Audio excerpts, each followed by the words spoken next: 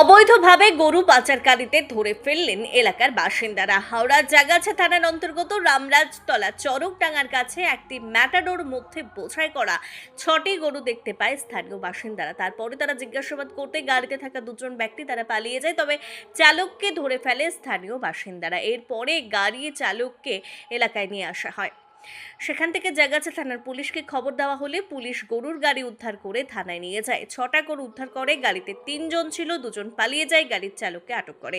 জানা গেছে গাড়িটি হুগলি ডানগানি থেকে কলকাতা মেটিয়াব্রুজে যাচ্ছিল। তবে এই গরু পাচার করার সঙ্গে কারা যুক্ত আছে পুরো বিষয়টি জিজ্ঞাসাবাদ চলছে গাড়ির ড্রাইভারকে। তবে 2 জন পলাতক। এখানে একটা গরু সমেত একটা গাড়ি ধরা হয়েছে। কবে ধরা পড়ে? আজকে কালকে রাত্রিরে 11:30টায়। কটা করেছিল? 6টা। 6টা করেছিল। কজন ছিল গাড়িতে? 3 জন ছিল, তার মধ্যে 2 জন পালিয়ে গেছে, একজনকে গাড়ি সমেত ধরা হয়েছে। আপনারই ধরলেন? ড্রাইভার। তারপরে কি করলেন? তারপরে নিয়ে এসছি এখানে, এনে থানায় ফোন করেছি, থানা থেকে নিয়ে লোক এসছে। গাড়ি গরু এখানে আমরা আটকে রেখে দিয়েছি, ড্রাইভারকে আমরা থানায় তুলে দিয়েছি। আচ্ছা, পুলিশ এসেছিল? কি করলো তারপর? ওদেরকে নিয়ে গেল। গরুগুলো আছে, আজকে নিয়ে যাচ্ছে। আজকে নিয়ে যাচ্ছে।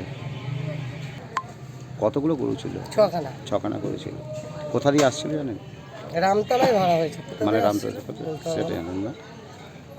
আপনার নাম? পায়েল দে। ঘটনাটা ঘটেছে কাল রাত্রিরে আমাদের এই ভারতীয় জনতা পার্টির কার্যকর্তা, একনিষ্ঠ কার্যকর্তা সন্তু দে, সে রাত্রিবেলা টোটো চালায়, তার রুটি রুজি ওটাই। তো গতকাল রাত্রিরে রামরাজতলা রেলগেটের কাছে তো একটা গাড়িতে দেখে কিছু গরু রয়েছে।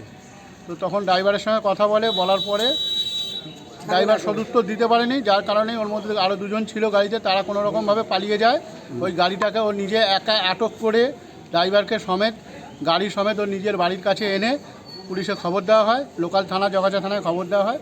থানা থেকে ড্রাইভারকে এসে ধরে নিয়ে যায় এবং সকালবেলা থানা থেকে লোকজন এসেছিল, পুলিশ এসেছিল, এসে সেগুলোকে ইনভেস্টিগেশন করেছে। করে এই সমস্ত জিনিসগুলোকে আমরা থানার হাতে তুলে দিয়েছি। ওগুলোকে যাতে গোসাবায় পাঠানো হয় সেই ব্যবস্থা যাতে থানা করে, সেই কারণে থানাকে আমরা অনুরোধ করেছি। কোত্থেকে আসছিল?